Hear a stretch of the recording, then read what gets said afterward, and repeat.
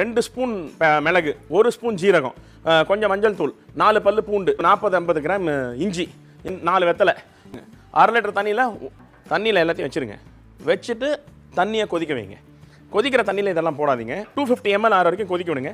இது ஜென்ரலாகவே any bacterial infection, any fever, cold, கபம் சம்மந்தப்பட்டது, டைஜஷன் சம்மந்தப்பட்டது, ஜுரம், ஜலதோஷம், இதெல்லாம் எந்த ஃப்ளூவும் வராத மாதிரி நம்மளை வந்து இம்யூனிட்டியை பூஸ்ட் பண்ணிவிடும். ஸோ இது மருந்து கிடையாது, ப்ரிவென்ஷன். ஸ்ட்ரெயின் பண்ணுங்கள். நல்லா ஸ்ட்ரெயின் பண்ணிட்டு அந்த தண்ணியை 50 ml 4 பேர் குடிங்க. 50 ml தான் குடிக்கணும். ஸோ இதை வந்து வாரத்துக்கு 3 வாட்டி குழந்தைங்கலேருந்து பெரியவங்க வரைக்கும் கம்பல்சரி